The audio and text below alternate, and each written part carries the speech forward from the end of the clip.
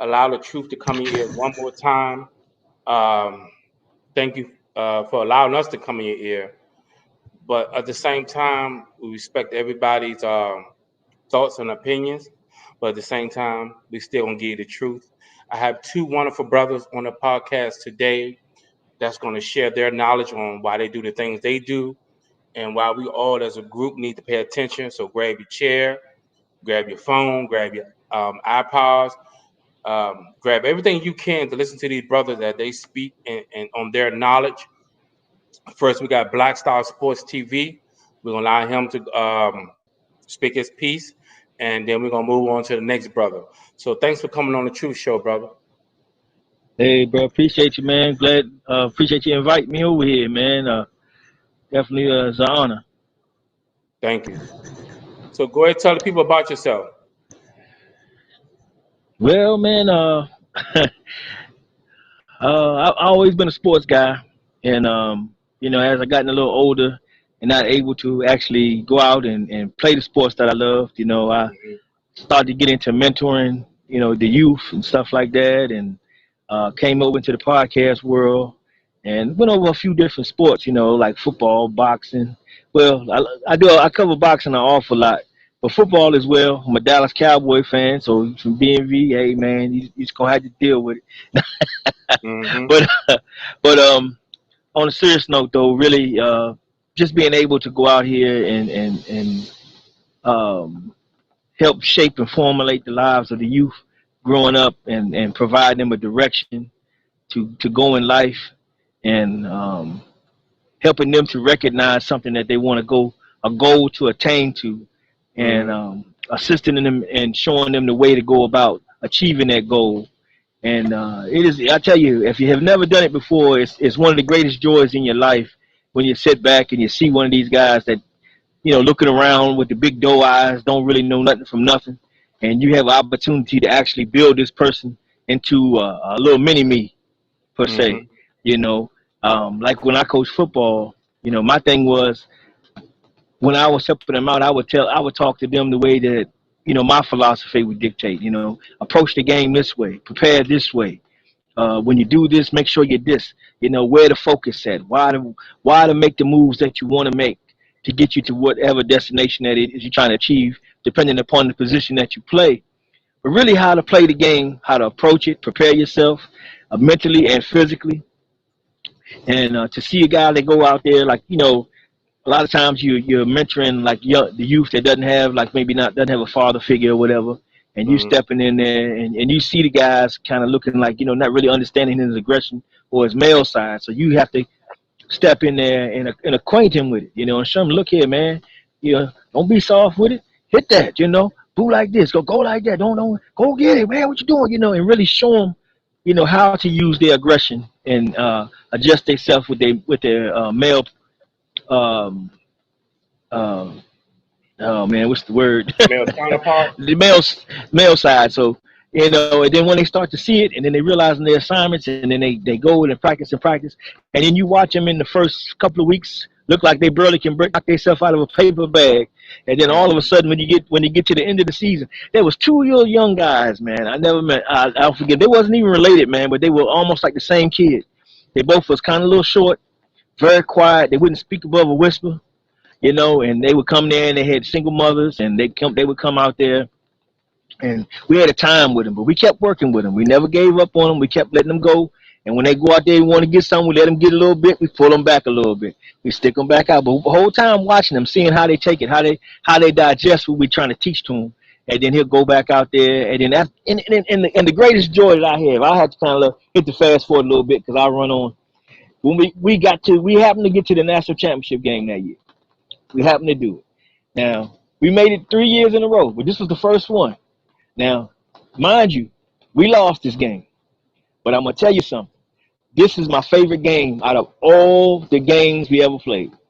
Because I saw both of these guys take everything that we gave them the season, everything that we taught them, everything that we drilled in them, everything we tried to instill in them, and they put it on the football field to the point where we didn't have to ask them. These guys went from not being able to just try to make a contact with somebody to running people over and tackling people in the backfield. I mean, making big plays. And man, I Mm-hmm. never been so proud in my life, man. That was one of the highlights of my athletic career. Even when I played, I was just like, man, I knew this was something that I wanted to keep doing because that was something that hey man, I got so much more enjoyment from that than actually participating in it. And when you Okay. see people grow like that, and then the years after that, because it was kind of on the bubble whether or not they wanted to keep even play anymore. But then I seen they kept playing, and a couple of these guys that we coached on that team is in college right now. And man, I take a little credit for that. Well, I take my hat off to you. I definitely take my hat, and I definitely salute you for making an effort for the youth. Hey, your basement, you on, bro? Yo, B. I'm here. I'm here. Oh, okay. Okay. Um, go ahead and introduce yourself to the people, man, so they can know who you are, man, and why you had the passion you had. I'm based from boxing talk, and as a youth, I played sports, and as coming up, got in trouble, and I learned that time is valuable. You feel me? And having too Mm-hmm. much time on your hands that's crucial. That was critical for me. So I started leaning to the youth, like trying to coach and inspire them to go down a different path that I chose. I chose Mm-hmm. a, I chose the hard path. I ain't had nobody to listen to. I was young, dumb, and I just don't want the kids to go down the wrong path that I chose. Cause the sacrifice that I took, it was enough for everybody. Okay. So Black Star. So what made you get a grip as far as getting a hold of the youth today and still standing there? Because sometimes I know it get rough because I used to coach a MV coaching team and it got frustrated at times. But what made you still stick in there to see that it is always wars at the end? Oh man.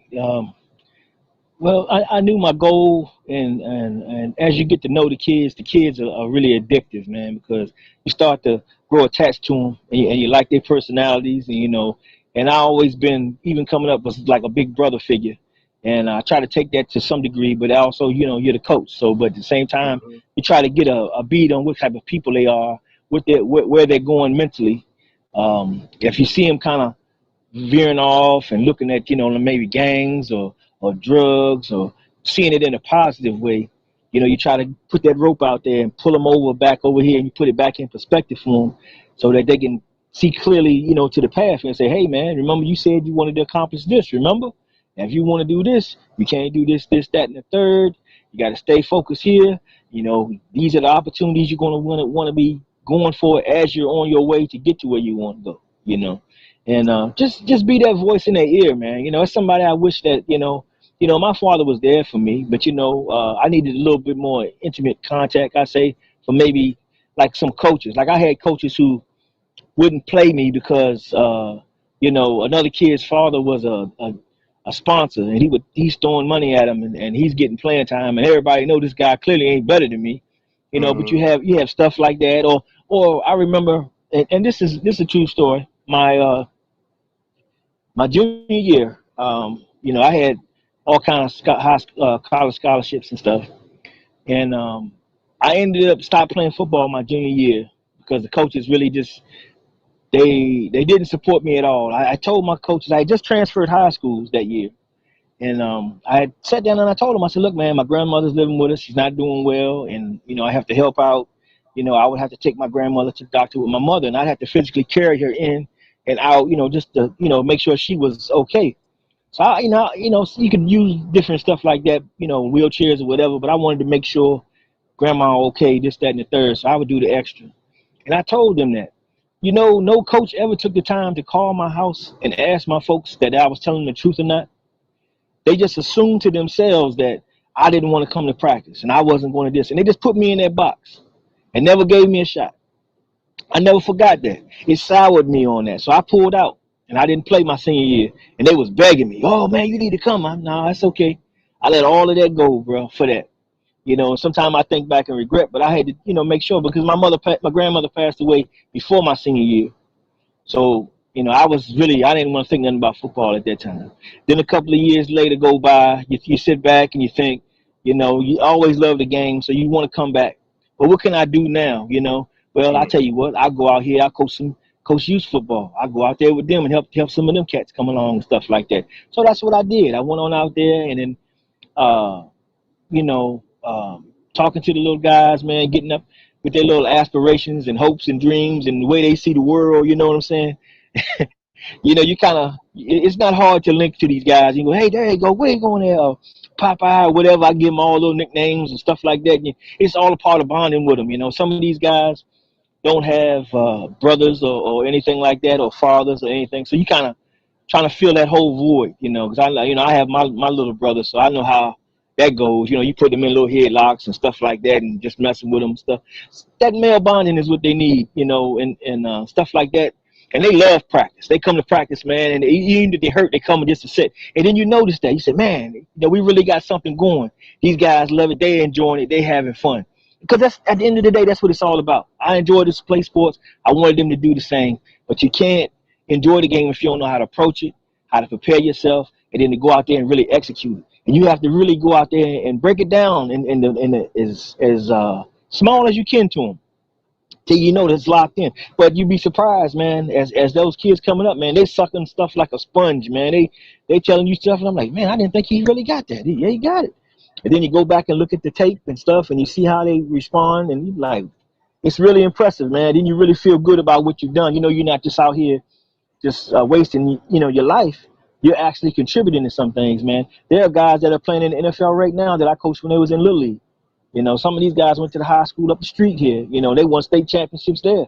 And you sit there and when they do it, I'm like, hey man, I remember that kid. We was out. I couldn't even get him to do Oklahoma drill. Now look at this kid, and that's a joy for life, man. And it never leave you, you know. Yeah, And I definitely appreciate that. So your basement, yo man, Yo, you in this in the boxing thing, and I think this will all our young kids need to be in that boxing ring to work off that aggression. And I yes, think sir. by you doing this boxing stuff, man, can really open up some lights, man, and lights on the people's heads, man, because you in a big arena, man, where you definitely can be shown and the spotlight would definitely be on you. But what made you get into the boxing? Because I know you saying you like playing sports too. So what made you get into that boxing world, man? Because his wife is a former heavyweight. What made me really get into boxing? 'Cause boxing is it's a one on one sport. Everything other sport, all the sports that I played before was all team sports. And I'm always been a team player, but when you play team sports and you kind of like one of the elite players, Mm-hmm. you kind of get down on certain players and about certain shit. But in boxing, man, you can't get down about nobody but yourself. At the end of the Mm-hmm. day, it's can't nobody fight the fight for you. That's You can true. have your mama can be there, your daddy can be there, your coach can be there, everybody can be there. But ain't nobody in that ring but you when they ring when that bell ring. You feel me? Mm-hmm. And it's just that's I don't know, it's taking on manhood to me. You feel me? It's like growing up taking on manhood. And that's what made me really take on the boxing, man. It's just a one-on-one sport. You can't, hey, ain't no he didn't take the shot or he missed the shot. He didn't do this. He didn't do that. Nah, it ain't what I didn't do. What I didn't do and what I need to do to prepare myself to be better next time. You feel me? Mm-hmm. So So, as far as the boxing thing, man, and I know you keep up with boxing a lot. So, what can we do to get these young kids into this ring to work their frustration? How do you do it when you train people? What's the motivation you give them, and what's the goal to set for themselves that can show other people that this is a great sport? I just try to show them future champions. You feel Mm-hmm. me? I talk to them, show them future. I mean, I don't like to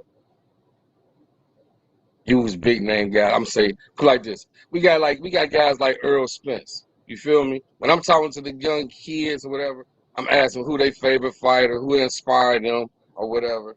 And it's those guys like Earl Spence that inspire these kids and make them want to do. They see them living better. They see them doing things. You feel me? And if they know that in life you got to work hard. Okay. And some kids, some guys, they kind of want it easy. And I tell them like, man, listen here. If God gave you a gift, the talent, with the sports and the athletic ability you got, use it to the best of your ability. If you can get paid off it, why not?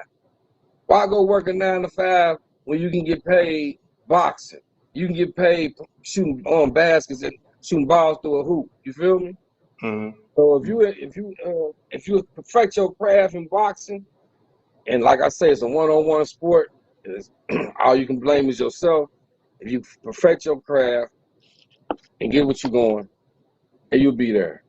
So in your training, how do you reach out to the youth to tell them before you see them fighting or you see them go pull out a gun? How do you get them to come to your gym and work out their frustration? How do you get them into your gym? Well, I don't really actually have a gym, my own gym. I know a few guys that got gyms. So what I do is like like I say, when I talk to the kids, I try to tell them like, man, listen, if you got some frustration, you got beef with this little guy, whatever, go in the ring. Go let your frustration out with these gloves. Go do some push-ups. Go do something. Why sit up here and pick up a gun and hurt this brother? And you can sit up there and possibly doing 10, 30, 20 years in jail. I told you I made a mistake when I was young myself, so I'm gonna tell them the real. It ain't worth it. It ain't worth it. It ain't worth it. Ain't worth going to jail Thanks. and sitting up here being in jail, family members passing away, you can't go to funerals, all type of shit. You feel me? Mm-hmm. It ain't worth it. So if you got that much frustration, you got that much build up in you, we can go in this ring, we put these gloves on, and you can go and take all the frustration you want out. We got speed bags, punching bags, we got everything. And it's other guys in here who got the same frustration you think you got, somebody else got. Mm-hmm. And So guess what? let's They willing to release it. They willing to release it. So go in here, release y'all frustration, and guess what? At the end of the day, shake hands, hug each other, and goddamn it, we live to see another day. so Ain't let me nobody make in an jail. example. I'm gonna play the devil advocate for both of y'all. So what if I'm a rebellious child, got the street mentality, and I'm always carrying a gun, but you see something in me. What would you do to encourage me to come off the streets?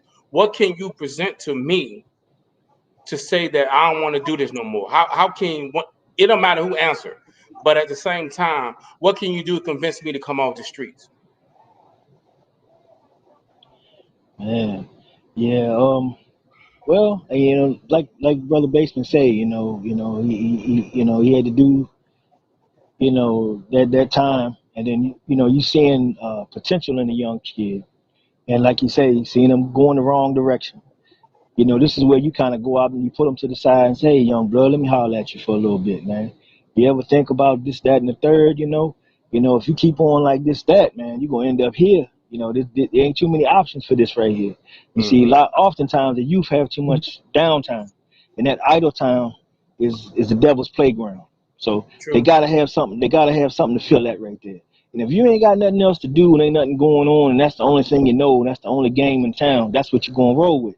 You gotta. Mm-hmm. It's all about options. You gotta let them know. Look here, bro, man. I seen you, man, running.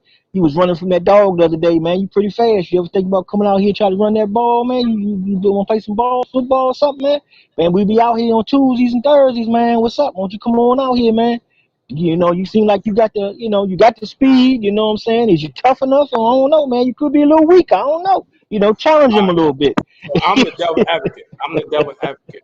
I hear what you're saying to me, Yeah, but yet I got my friend that's on that next block yeah, telling me, "Hey man, I see my homeboy walk with knots and knots in their pocket, yeah, and yeah. you're telling me one thing, I'm hearing another. So what is your best option to try to still get me off the streets? It don't matter who answers. Yeah. Well, the main to me, it's like, if you give it time and he's sitting there undecisive, in that time there's gonna be some things that's gonna happen to the people that's out there living the life the way that he is. And every time it happens, you just say, hey man, you heard what happened to old boy last week. I told you, man, out there you keep messing around out there like that. That's where you're going, bro. Man, it's more to life than that, brother. Don't you want to live a life like this and that and the third, and give them a dream. That's the biggest thing that a lot of people in this country don't have. They don't dream anymore. You know what I'm Mm-hmm. saying? You want somebody that, we too much let people tell us what should be the dream. You should have the white picket fence and something like that. Well, that might not be what's really in your heart. If you ever give it time to sit back and think, you might say, well, man, you know what? I know I'm living in the city, but man, I'd rather have me some acres out in the middle of the country somewhere and ride some horses or something. You know what I'm saying? It could be something as juvenile as that. Maybe you watched the Western when you was young, you know, or I want to race cars, or I want to, it's always something like that when you was young. Or I want to get into science. Maybe I could be an astronaut. All this stuff kids think about. Hey brother, you can do that. It can be done. You know what I'm saying? And push it in that direction. And then if they're interested in it, and it's all about getting in touch with what's inside them. They're going to reveal themselves to you as you talk to them. Dig in there a little bit. Hey man, what you into? What you been used to? You ever did this before? You ever been fishing? You ever went here? You ever did that? You know what I'm saying? Really, kind of do it in a sly way. It's gonna take some effort, man, because it's not easy. But really, the bottom line is you just show them that you care. They'll open up to you. That's So that's that's the really the connection. You so know. let me ask you. So if you got 99 sheep and you know you're supposed to have 100, would you still go after that one sheep that fell off? Would you still go after that one? So like if it's a kid that was with us and they decide to go back out, will I go back out to get him? Oh, Yeah.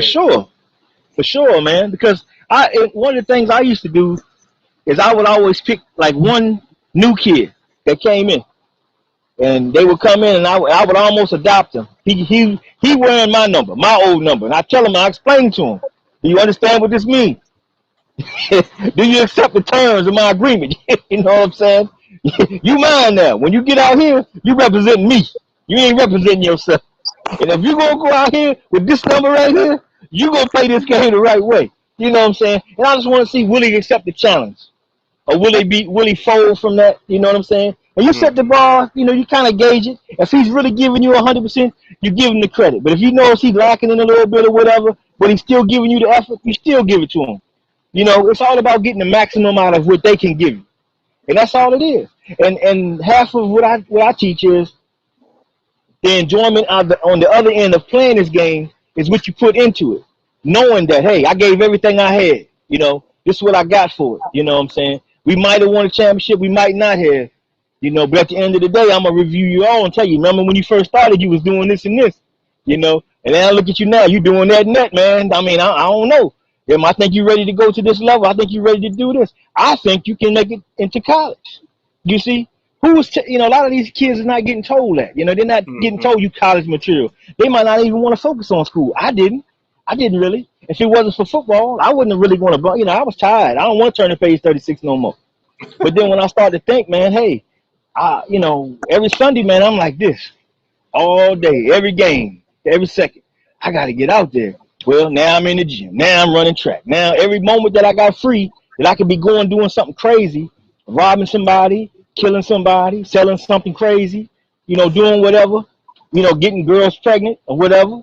I'm not doing that. I'm out there. I'm hitting the gym. I'm pumping them weights. I'm over there studying, man. Hey, man, when we run that the 4-2 no 4-4 defense, yeah, I'm gonna play this right here. What you think? You gonna play that? But look, man, we're gonna make these calls. You know what I'm saying?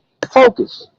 And then, because you have a goal to go after it, and you're going after it. That's what the youth need, that more than anything, or else they're gonna be ate up by society. And society gonna have them out here doing all kind of crazy things that they ought not be doing. listening to things that they ought not be listening to, watching things they ought not be watching. You know what I'm saying? Ain't no Mm-hmm. need for no TV back in the day when we was coming up. We was outside. Yeah, we that's was true. Right. we was living it. Now if you sitting there and it just BET all day, you Yeah, know they just took a whole generation away from us. But we can that get was them the back. plan though. But hey, basement. So when you're training somebody in the gym, a youth in the gym, what are your pep talks? What is your goal to teach them while they're in training? Because I know a lot of them get in this game and think it's real easy. What is your motivation to get our kids to stay in that boxing ring, that square? Shit, I tell them my story. Mm-hmm. I tell them my story. I ain't got no problem telling them. And I got 50 million other stories to tell them about people who I done ran into while I did my time. You feel me? Mm-hmm. So I let them know, shit, it ain't just you. It ain't just me. It can happen to anybody. But as long as your ass in this gym in the hours that you supposed to be, that's cutting down the chances of you getting into some bullshit. Mm-hmm. Prioritize your time. School, gym, home, homework, family, sleep. Same repeat a pattern. Repeat a pattern. Repeat a pattern. Repeat There a Mm-hmm. you pattern. go. Wow. So I mean, when I was out there, I had a lot of OGs come to me and say, "Hey, man, you don't need to be out here. You don't need to be out here." But in my rebellious state of mind, because I was still young, and I wanted because I was getting girls, getting that money, going to Kings and Million, and doing other stuff, getting a hotel room. I ain't had to hear my grandmother mouth yapping all in my ear. I can just go to a hotel and just do what I got to do. But at the same time, now it's gotten to a point now the big mamas are gone. Now that the kids are now 30 and got a 14, 16-year old. So how can they teach a 14-year-old when they know nothing? So how can we, as three of us with positive energy, how can we get our young kids back on track? And how can we keep them on track? Man, like I say, the first part is caring and being there and being there consistently. Because, kids will see that, man, no matter what, here come Mr. Hall again, man. Man, here he come again, man. Man, here he come again. After a while, you're going to earn their respect. And they're going to, even Mm-hmm. if they disagree with you, they're going to respect you because they know where you're coming from. And just to add a little bit to what you asked me a little before about keeping the kids on the, getting them from out of the streets. Like, Georgetown back in the day when John Thompson was the coach, and he just came to Georgetown. Drugs was real heavy in D.C. It was all over. You had Ray Fleming, you had all that going on. It was Hey, but really one crazy. them by in John Thompson era? Yeah, yeah, yeah. Len Bias was back then. Yeah, Yeah, but he okay. went. He just happened to go to Maryland, man. But this is what John Thompson did. This is what made John Thompson such a stalwart in D.C. legend. I mean, it's gonna forever be. He went out there and he talked to the drug dealers who was interacting with his players, and he told them, "Listen, man, I know what y'all doing out here on the streets, and that's fine and dandy. You live your life, but these are my boys, and my boys is trying to do this, that, and the third. You know what I'm saying?" And he said to him in a respectful way, but a direct way and a firm way to let them know, look, bro, do what you do, but man, my boys got a mission. We have to do something. We trying to do something. And then these guys looked at him like, dang, man, he even come to talk to us. They could have took it many different ways, but I'm not as eloquent as Big John Thompson was. Rest in peace to the good brother. But he was able to talk to them in a way to where they understood and they respected it. And they was like, okay, cool. They left his players alone. So here you go. You got Patrick Ewing, Dikembe Mutombo, Lonzo Moore, all these guys, Michael Jackson, Horace Broadnax, all these guys coming playing through here. Didn't have to worry about none of that distraction. All they had to do was come to school, play ball, They ain't had to worry about none of that. Any nonsense on the street with somebody, oh man, you looking at my girl, whatever. The street guys would come in and silence that. They ain't even had to worry about that. I mean, you know what I'm saying? So a lot of times the neighborhood can work with you too. When people see that you're trying to do something, and you know, a lot of these guys that's out here doing these things, then gave up on life and said, well, this is all it's going to be for me. This is all I'm going to do. They done gave up hope. But they, you know, well, more likely in our days coming up, the OGs looked out for you. Mm-hmm. Now the code has changed a little bit, but we can get it back. We can get it back. But like I say, we got to be there, and we got to be there constantly. And if that is done, and people see us constantly doing it, when you walk down the street, they're gonna say, "Man, here he come." Well, we ain't got to worry about this stuff. He ain't gonna snitch. He just trying to get this done over here. You know what I'm saying? You get a pass all day. You know what I'm saying? Because they know that. But So yeah, go ahead, my brother. I got you. So basement in your community, I don't know what kind of community you live in. You might live in a peaceful neighborhood. I don't know where you're training your kids at, but in the community that you go, and the community, I know you're probably respected in your community. Wherever you go, people give you that big respect. But how did you come from the streets? How did you earn these young kids respect out here in the streets in that boxing world? Shit. Not lying to him. Not lying to him. Being there. Being there. Being that ear. Mm-hmm. You feel me? Pick up my Mm-hmm. phone up, call me. You feel me? If things ain't right at home, call me. I'll come pick you up. I'll come holler at you. You feel me? Mm-hmm. I get you away from that situation. Let's Mm-hmm. talk. You feel me? Let me know what's going on. If I can help, if I can help any way, I reach out. Mm-hmm. You I feel mean, me? because right now everything's in a state of emergency with these young kids. Because now, when I go out here and talk to them and I interact with them, I try to tell them what I went through. That's true, but at the same time, they thinking that we haven't been through nothing because they don't know us from Adam and Eve. They only go by what we tell them. And at the same time, sometimes it's good to take some of the youth where you used to run at and see how the respect you got and what you're about, because a lot of young kids Oh man. don't respect the OGs anymore because they don't relate or can't understand what the OGs are saying or doing. So when you guys are in a community and you see some kids acting up, what's the first thing you say to these kids? It don't matter who answers. Anyone y'all can answer. But what's the first thing you say to have these kids change their mind in the blink of an eye? Think about it, youngster. Think about what you about to do. Mm-hmm.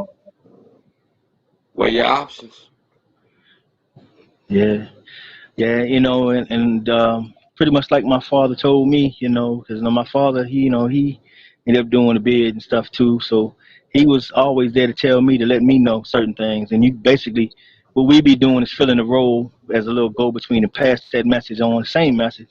You know, hey, Mm-hmm. it ain't worth it. You know, it's a long time to do after you do that. You know, you might be happy about what you did for the next couple of hours, but days, months, weeks, and years is gonna pass by, and you're gonna be like, man, I should have just, you know what I'm saying? Because you can't take it back once you cross that line. So Mm-hmm. be wise now, make the right decision. You know what I'm saying? And you know what I'm saying, because it's your life, it's your time. You know, you're not guaranteed 80, 90 years to be here. You know how you want to squander that, or you want to take advantage of that. You know, that's a decision that you really got to make. You know, so make them think, make them slow down, stop being emotional, and use their head. And you know, that'll benefit them so much more, because once that happens, you know, they'll be on remote. You know, they'll be on shoot. Yeah, on their own, doing programmed to do what they want to do because they focused on their goals more. You know, and it works with all kids. And you know, like you have kids that stay at home all day and all they do is on the computer. They might be into science. They might be into writing or something. You know, they want to be a journalist, and they spend their time reading and writing all the time. So when the years go through, they seasoned and ready because they done invested the time to perfect what they're trying to get into. And now, once they get old, it's time to excel. It's time to reap the rewards. You know, that's going to determine the type of life you're going to live and what you're going to get out of life. You know, Mm-hmm. you got to be prepared to get yourself out of life. So working hard is the foundation of it at all, because a lot of times youth don't want to work, don't want to do certain things because they lack the discipline. But once they see a reward at the end, you know, it makes them more likely to want to get up and go and do those motions and be disciplined. You know, and it's really the discipline is what you got to instill. Because once that's instilled in them, then they unbeatable, they invincible at that point because they're going to go after whatever. And even if sports or boxing or nothing pans out for them, whatever else they want to do in life, they're going to have these values to take over into there and go into it. So they might say, well, hey, maybe one of them turn out to be a great rapper, and then he's on everything everywhere because he's just out there just so much more than everybody else. It can aid in that, or whatever be the case. So maybe you're an electrician or whatever, and just like that, you out there doing all this, but you bringing in the stuff too. You cutting out the middleman, and you making more money for yourself because you bringing in the hot water heater as well as installing it. You know what I'm Mm-hmm. saying? So So, what do you think? I know society has turned our young kids into zombies and have brainwashed them to think that all you got to focus on is the bag, chase the bag, but you're not chasing them and telling them it's consequences when you chase those bags. So let's look at an example. Um, Bushiski, whatever his name is. Here it is. This dude making all this money. He's meeting someone that's gonna sell him some shoes and some weed. Now you already a money maker already. So now you're gonna try to rob somebody or slide on somebody to make a point that you still hood. So when does the time come if you make it to your pinnacles in your life that you say that you at? How come our young kids are following these guys and they still got a good career as far as some of these young kids can rap, some of them can really flow, but a lot of these ones out here, and these are big names, are some garbage. mhm, Um, I can say a lot of names because I really don't care because I don't listen to that kind of music, but I do hear it when I'm in passing. mhm, And sometimes I try to understand it. Like for example, I was listening to the baby, and all he was talking about sliding on somebody, robbing somebody, or doing something wicked, nothing all in chick's face. I tried to give it a chance, man, but I just could not grab it. But then I stepped back. I say it's the beat that's getting these kids. They not listen to the words. It's the beats that's mhm, getting them. And so now that beat is getting in their head, now it's getting into their spirit. It just marinate in their spirit.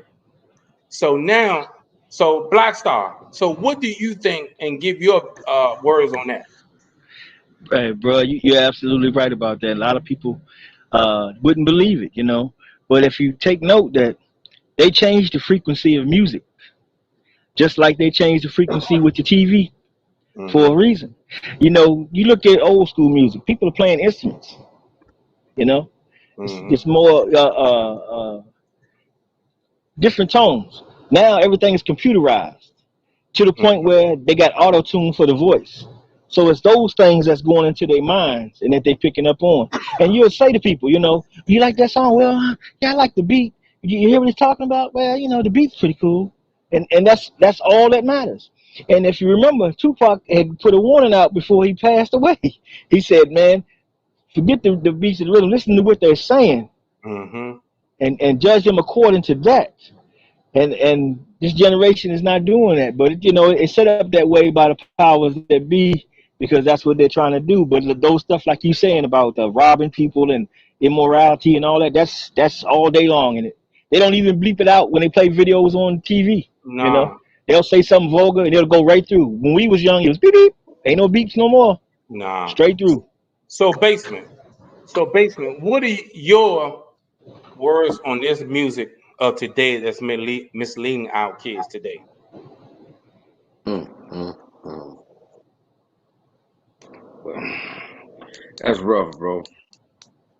Cause I mean, I listen to the music of today, and I know it's entertainment.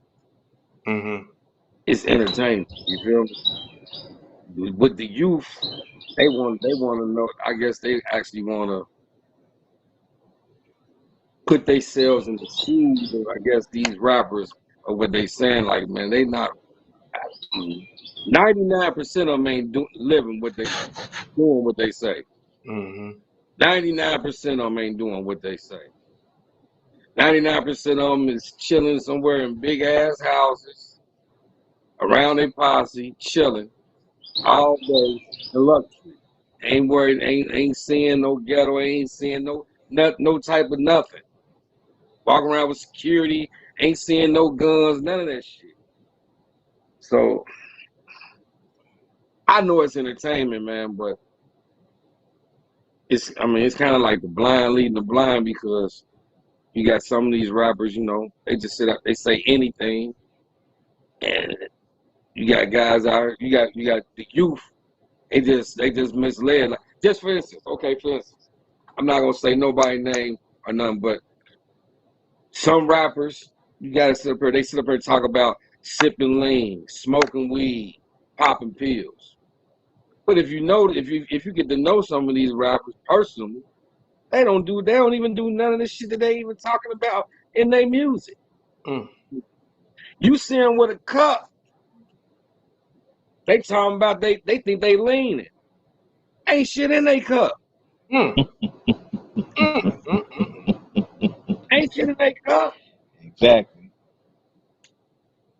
Mm. 50 Cent said it best. I'm gonna tell you that. 50 Cent said it best. 50 Cent say when he first came out with Get Rich or Die Trying, he had to put it out there to the people like he smoked weed and drank and all that. He had the song in the club, everything. He said, but when he used to go to the club, when they used to pay him to come to the club and host these parties, he'll walk around with a cup full of cranberry juice. Wow. He Wow. said, he said, man, I pop bottles. I pop bottles. Guess what? I pop bottles and I pour that shit out. Mm. I Yep. pass it out.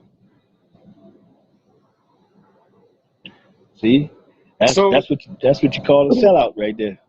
and then so I mean, they got these guys sitting up here talking about they popping pills and they doing this and doing that, and they're not really doing it. So it's the blind leading the blind, like. And then you got the youth out here talking about, yeah, he said pop a perk and roll a blunt. Hmm. Hmm. And that's right up the alley of the music industry. That's what they want to put out there. That's what they want. And these guys play their roles, and they That's leading rewarded right for it. into my next question too, And hold because on, hold on. Let me say something. And you made a point. You made a point, Ron, when you were stating about the music. Now, in music, if you pay attention to the music industry, it's only certain kinds of rappers out here mm-hmm. that the big labels let you portray. Either you portray to be a hustler, or you portray to be out here fucking every bitch there is, or you a party motherfucker. Them the only three motherfuckers they let you be out here. Just listen to the music that's in rotation on the radio. Either somebody talking about he's some type of incredible hustler, or a motherfucker talking about he done fucked 100 million hoes. That's what are they talking about? Or somebody else talking about how they in the club just popping bottles? Or they shot somebody. All the bodies they catching. And then throughout all that, they want to pop a perk, smoke a joint, and get on they shoot 'em up, bang bang. And that's another Hmm. thing. I sit up here and look at these kids like, man, y'all sit up here and what are you putting guns in videos for? What the fuck is wrong with you? Incriminating. Hmm. So at the end of the day, that definitely leads into my next question. How can these young kids, is it our fault for not teaching them reality and false hope with this music? Because when you said that earlier, basement, a question jumped right in my head, like far as a lot of people don't know what's real and what's fictitious. So you and I, we know what's fake and what's not real. But you also got people in their 30s and 40s don't know what's real and what's fake either. So has been a definitely a big misguide with even with the people that's in their 30s and 40s. Our young kids really don't have any more role models to look up to. We're looking at our mom and daddy. We're looking at our auntie and auntie. We're looking at our cousins. We're looking at our mama's boyfriend. We're looking at all these people as role models, but they're not doing them proactive. They out here wearing their pants sagging. They out here saying every curse word they can out their mouth. They out here doing everything under the sun. Because all these young kids now, all they want to do is bust a nut, smoke weed, and have a place to lay their head. That's all they want to do. But So free, as adults, as so free. adults, I feel it's our responsibility because I mean when I was coming up, no matter who it was, you got a whipping all the way from the corner to the next corner, and you still got a whipping when you got home. Now, but society has changed the rules. If you beat your child, you go to jail. So I'm gonna ask y'all too. When your kids was coming up, did you beat your kids and did the best you could as a parent? Because kids don't come with guidebooks or directions. So how did you all kept your kids out of the streets to keep on a narrow path? Yeah, they definitely fire that ass up, because they got to know the boundaries, and they gotta. It goes right back to what we talking about these sports. It's giving you're basically programming a mind to run their life for them as they go through life without having to think. They'll reference you. Mm, My daddy said, that's got a whole weight. If that holds weight to them, they could be all the way across the street or down the road. You holler, hey boy, they're gonna stop whatever they doing instantly at the sound of your voice. But if you don't have that connection, you can scream for your life, and it ain't gonna matter. He gonna do what he gonna do. You can't let it get that way. So it's very important to be there from day one, and catch him from the very beginning, and be there every time he look up. Right there. That's because you already have a connection as they come into this world, and when you really uh, show an interest and are there and truly there all the time, and you're always giving your opinion, you're always talking to them about things, and it's always don't have to always be instruction, but the fact that you are there and you're providing and you're doing all the things that a father does, it's almost natural for it to fall in line like that. But mm. the way the society has been going now, they've split the family up. Pop got to work so many hours, mama got to work hours. Child is there by itself with a television tube, and that television tube is introducing all the world to this little young impressionable mind.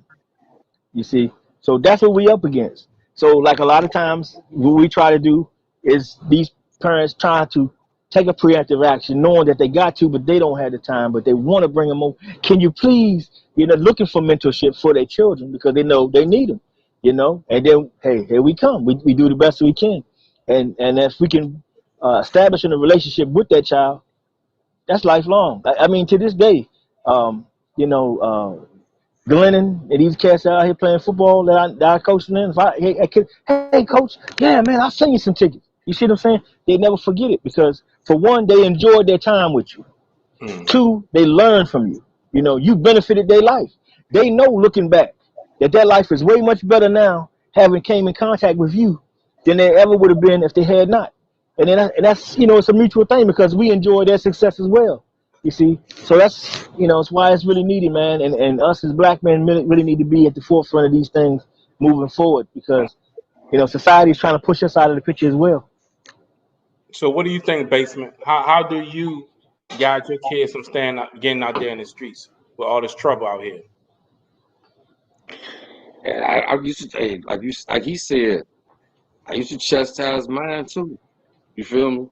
But like I say, I lead by example. So, hey, I used to take stuff there, take my kids to work with me, pick them up. They seeing me. I'm dropping them off to school, picking them up, coming to work with me.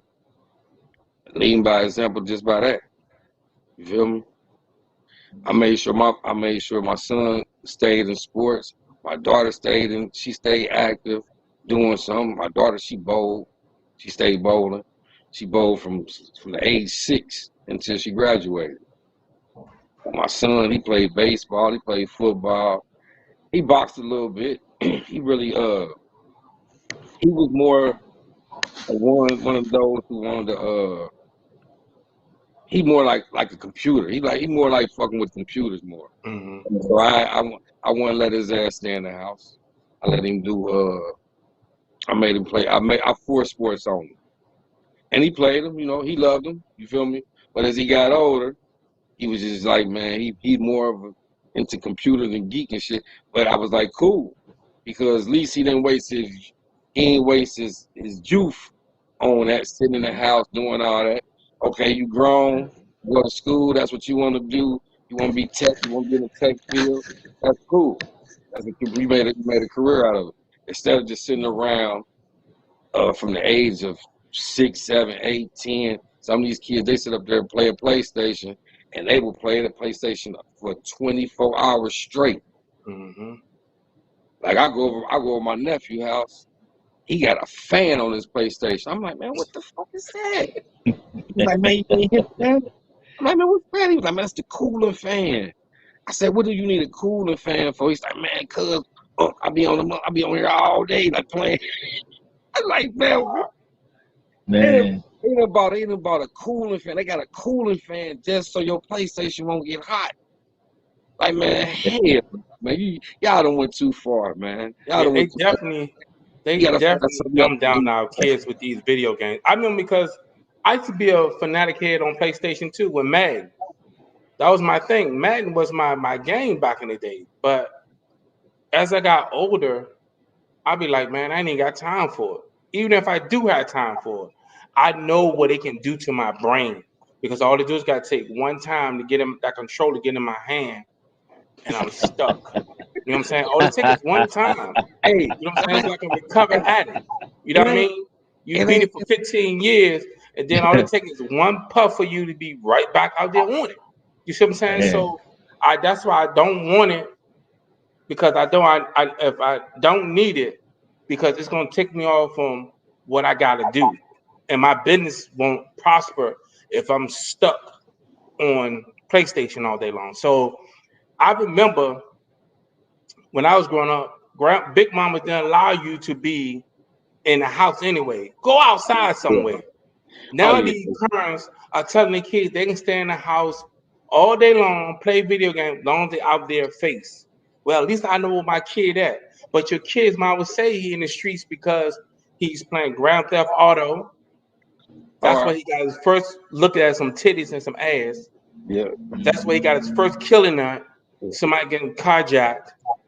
This way he got his first robbing a bank for points. So the kid is teaching everything from Grand Theft Auto. I remember when I used to be playing the video games, they had restrictions. You had to be at a certain age to get the game, or adult had to get the game for you. Now these exactly. kids, I'm 17. I can get the game by myself. I don't need my parent.